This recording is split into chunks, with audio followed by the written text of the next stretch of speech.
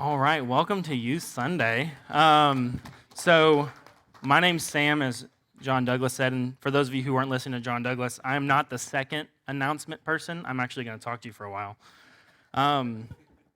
So, it is Youth Sunday. What that means for people who have not been to a Youth Sunday is you get served by the youth. Hopefully, all of your youth cooked you breakfast this morning. If they didn't, it's okay. The sermon's for them and not you, so don't worry about it. But yeah, welcome. And then we are heavily focused on. I just got a timeout from the booth. If you guys wanted to see my keynote, it'll be online after this. It actually won't. But that's okay. But anyway, so I kind of help lead the youth group here at Believers Chapel.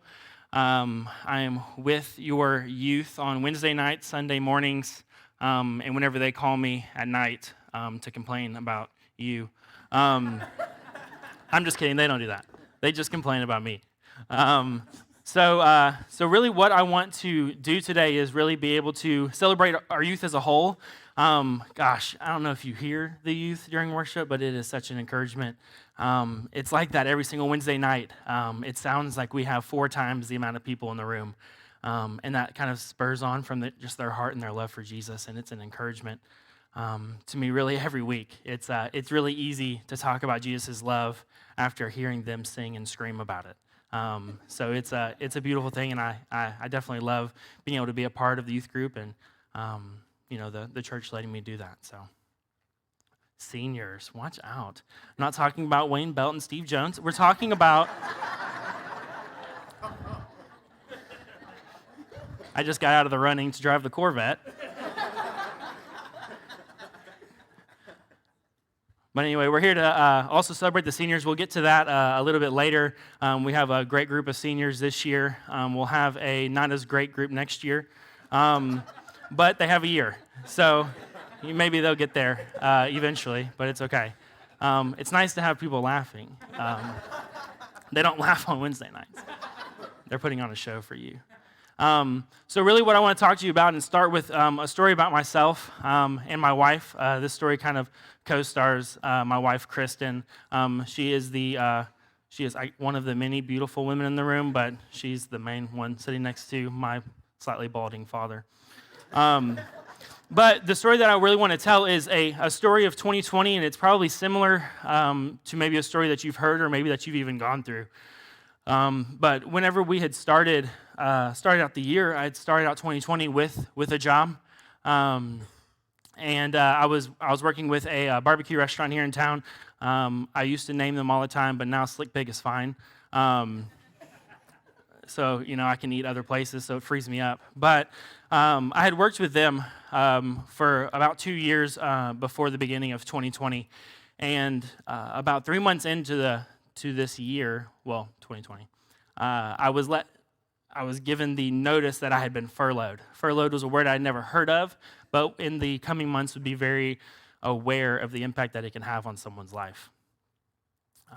So I was given a furlough. It was originally a 2-week furlough. Furlough, for those of you who don't know what it means, hopefully you never have to know, but what it is you are pretty much laid off, but you can keep some of your benefits, and there's like a promise floating out there somewhere that you'll be brought back whenever things are okay again. So COVID was going to leave us in 2 weeks, and then it didn't.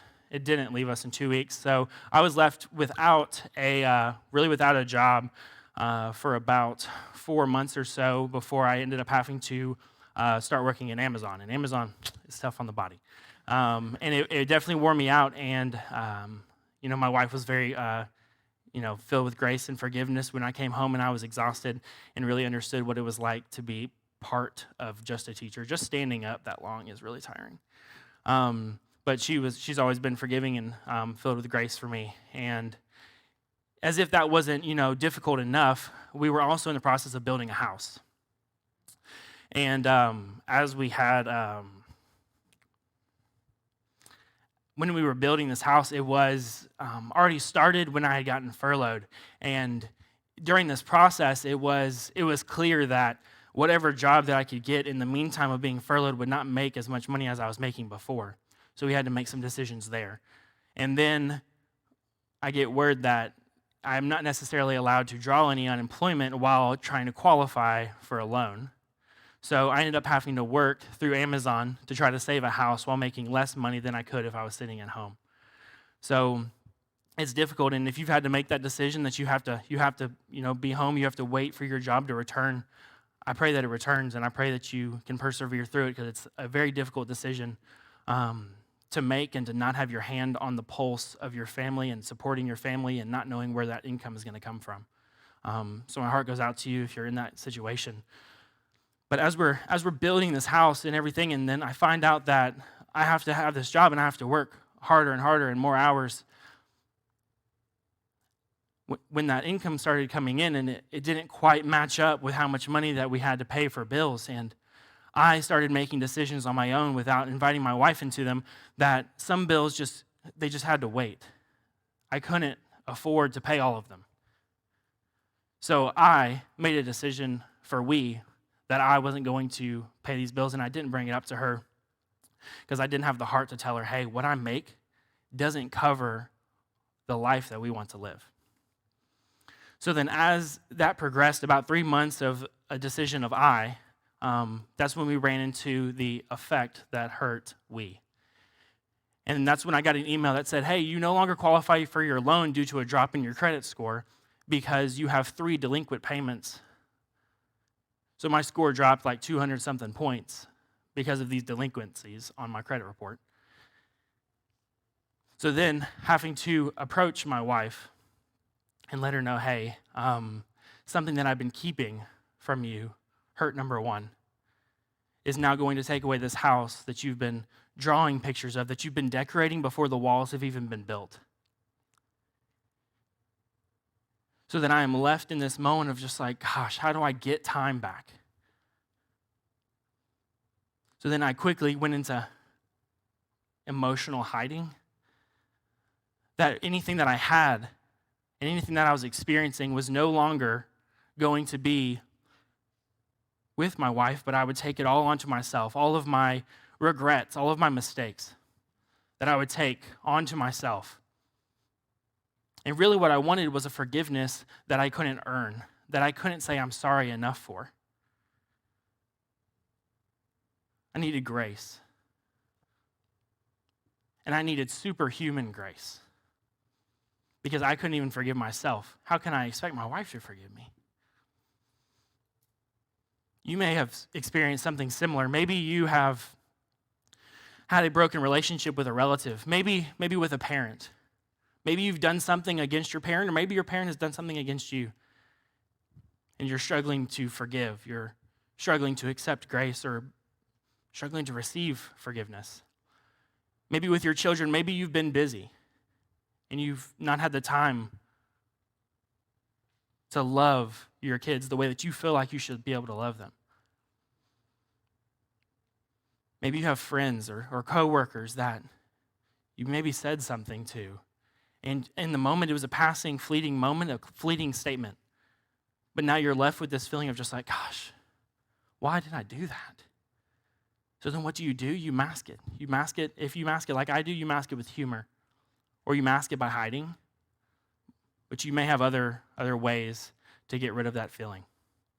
So really what I want to talk to you about today is, what do you do when all you want to do is hide and cower and not deal with this feeling of, I need forgiveness, I need grace, but I can't ask for it, and I can't earn it. The decisions that you've made, they can be good, bad, great, or horrible. And as we send off these seniors this, kind of today and in the coming weeks, you guys are going to have decisions. And you're going to have tough decisions. And I want to talk to you directly, but then also everybody here as a church, about what do we do when a decision comes up and we blow it? How can we move on?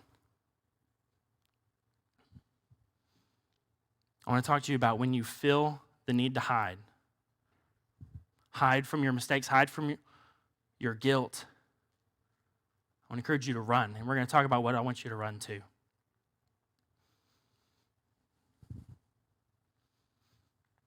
So, I want to talk to you about Peter. Now, for those of you who know Peter, I want to challenge you to forget Peter for a second, okay? Most of you have finished my sermon for me. If you've already done that, we'll leave time now for you to walk out. But for those of you who don't know Peter, and for those of you who want to get something from today, let's pretend like we just met Peter. And we're actually going to talk about when Jesus and Peter encounter each other.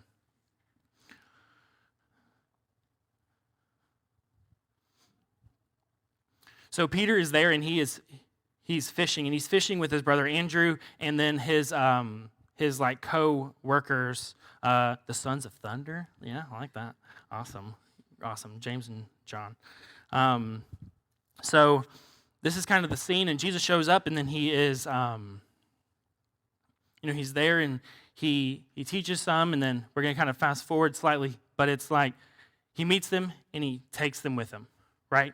And then they enjoy this ministry of no issues, and just, they teach some Sunday sermons, and then they move on, and then that's not what happens. But what ends up happening, what it brings us to after those 3 years of Jesus' ministry, it brings us to this moment in the garden. Not the garden, a garden. And what happens is that these soldiers come running in these guards, and they come and they take Jesus, but only after Jesus allows that to happen. And they take him to trial. And he is tried as guilty. And before this happens, Jesus is like, "You'll deny me 3 times." He's like, "What? Jesus, we've been hanging out for 3 years. I'm not denying you." But when push came to shove, that's exactly what Peter did. "I don't know this Jesus. No, I'm not with Jesus. No, I don't know." And then the rooster crows, and in that moment, I can't help but put myself into Peter's shoes. Of like, it like has solidified. Like my guilt, my mistake is now solid, and I can't swallow it. It's just there. And it's not like I can go home later that night and just go and apologize to Jesus, like, "Hey, listen, I apologize about what happened. I didn't mean for that to happen." Because in this case, what happened was that he was betrayed. He betrayed Jesus to death. So Peter has to go home that night knowing what? That he has this guilt and this shame that he needs unhuman, superior, super grace for. But he doesn't know, like, where's he going to get it? And then sometime later, let's say like 3 days, who arrives back on the scene? It's Jesus. And where is Peter? Peter is out doing exactly what he was doing before he ever met Jesus. He's fishing. And I don't know about you, but whenever I feel backed up into a corner by my own mistakes, I want to go back exactly to what I know and to what I'm good at so that I can feel some sort of value and ignore all of my shame and my guilt. But what happens is that Jesus doesn't arrive on the scene to yell at Peter, say, "How dare you? Me, I am the king, and you have betrayed me to death." No, Jesus on the shore is cooking them breakfast. I apologize, these slides there's the verses for your reference.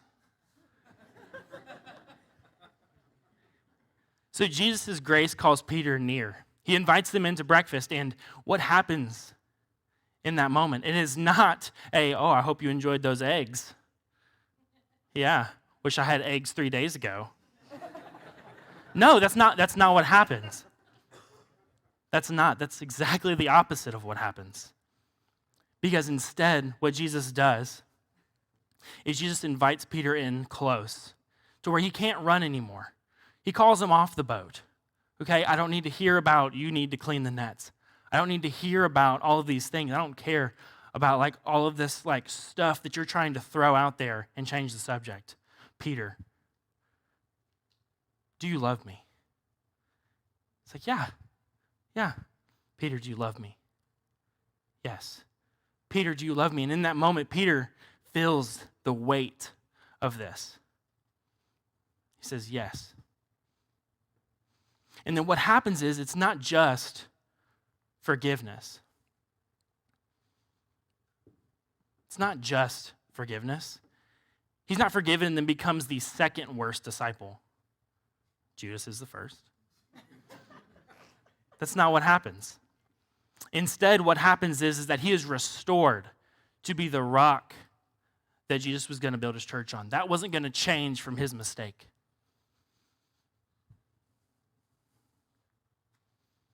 He says, follow me. He doesn't say, go on your way and try to live a better life so that way you can earn the forgiveness down the road. I'll talk to you later. See how you've been doing. Because when we need superhuman grace, the way we get it is superhuman. And that means that it's beyond anything that we can do as humans. Which gives us only the opportunity to boast in our God that loves us. And that's exactly how God has approached our relationship. He sent the saving peace that we needed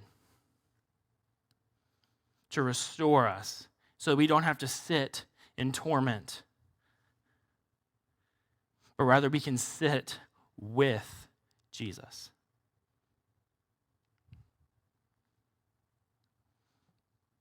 So in that same day when he had met Peter, it's the next few verses, I don't know. But anyway, what happens is that they go and they find someone with leprosy. For those of you who don't know what leprosy is, I don't necessarily know exactly what it is. But what it means is that these people were pretty much doomed to a life of no physical contact from anyone that they would ever meet.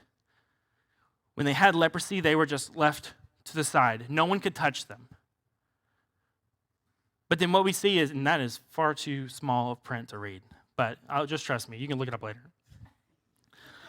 What these verses are telling us is when Jesus sees this man with leprosy, what he does is what no one else would have done. It's superhuman. What he does is he reaches out and he touches the leper and then says, now you're healed. I don't know if you know this, but Jesus probably didn't have to touch this leper. He could have been like, there's my cloak, my robe. You can touch that end, then I'll cut it off later. That's not how Jesus has chosen to heal. Not this time.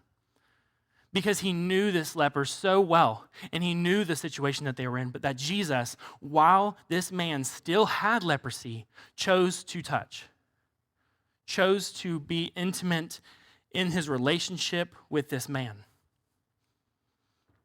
So you may be thinking, well, yeah, Jesus did all that, but not after what I've done. Not after the relationships that I've broken. Not after the mistakes that I've made.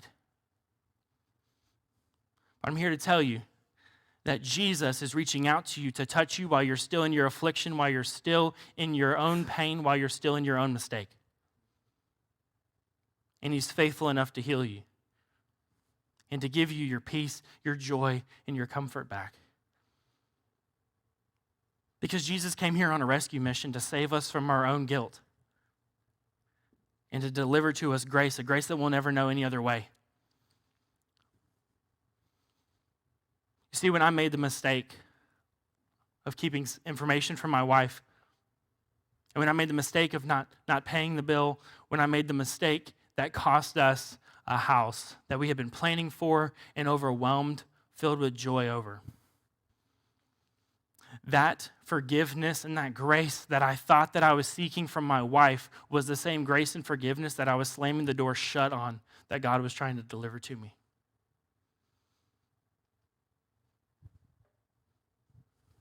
You may be saying, no, not me, not after what I've done.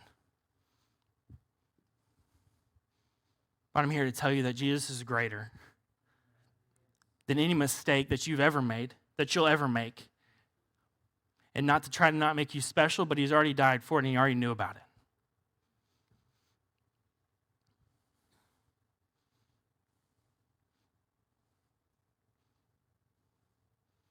So what happens? What happens whenever we do something wrong and we don't take 10 months off from our relationship with Jesus? I want to encourage you that whenever you make a mistake, whenever you feel like you have to hide because what you've done is too big to carry, run to Jesus. Run. Don't walk, don't skip, don't take a detour, don't take a train you don't know where it's going. Run direct to Jesus. Because he's not there keeping track of everything that you've done, of like, okay, this, and this. Okay, build your apology and we'll see how it works. He's just standing there like, where have you been? I want to tell you a story that's 100% made up.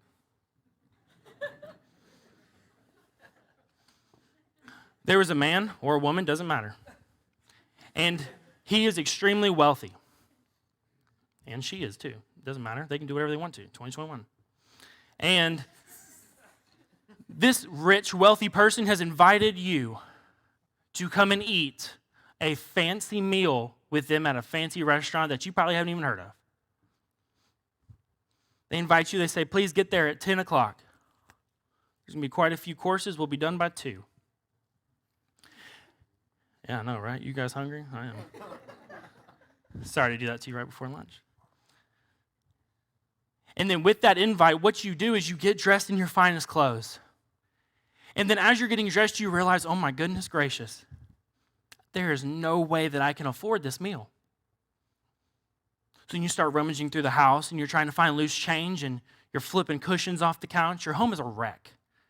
And then you look at the clock and it's 1 p.m. You're like, oh my goodness, I have to get there. It's almost over. So you hurry up and you rush to this fancy restaurant with this rich person waiting to purchase your meal for you. And you're like, oh my goodness, I'm so sorry that I'm late. And they just greet you like, where were you? I let you know in advance. You could have got here right on time. I wanted to bless you. I wanted to give you more than you could really ever eat. But now you've arrived and there's not really like any time for us to spend together. Like, well, I had to find some money to make it okay. I didn't want you to have to take all of this. It's like, I own this restaurant. And I wanted to bless you with the things that I have. And you've brought measly quarters to pay for a meal that you could never afford. I want to encourage you to not be late, to not waste time whenever you are running to the grace and forgiveness of God, because it's more than you've ever asked for and it's more than you can ever afford. And you're running to the person who owns grace. Don't waste time. Jesus' invitation is for the broken.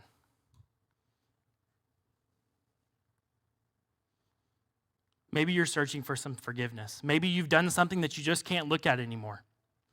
I want to encourage you that in the next week, I want to encourage you to run to Jesus. Don't look down first. Don't analyze yourself to what you've got going on, because I promise you it's not as good as you think it is. And when you take off, don't look back. And when you approach Jesus, he'll arrive. He's probably got breakfast cooking for you. He's going to say, hey, thank you for coming straight to me. You know you're already forgiven. Let's push that stuff aside. And how are you doing? Are you okay? Can you forgive yourself? That's the God that we worship. That's the God that we follow. That's the God that we love. It's a God of love.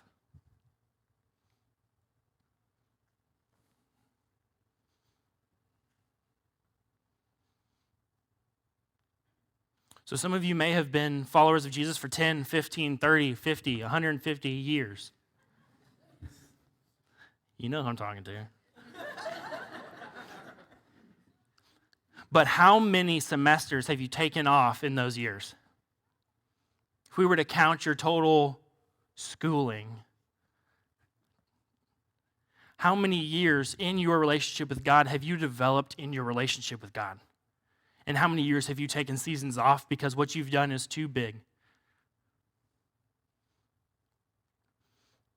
I encourage you that try it for a week, run to God, don't take time off.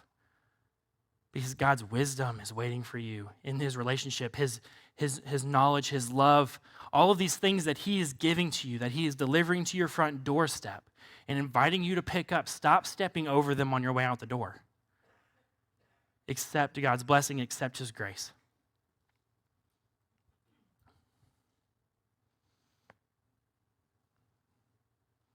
Can we imagine what our church would look like if we didn't take semesters off? If instead of when we are hurt and we hide, instead of hiding, we run to Jesus? Can you imagine what we could look like? There's some of us in the room who spoke to Jesus right before they walked in the room and have been speaking to him this whole time. There's some people that, when I just said that statement, they're like, oh, hey, Jesus, I forgot. Don't let your mistakes that you've made that have already been taken care of stand between the God that saw it important enough to take care of them.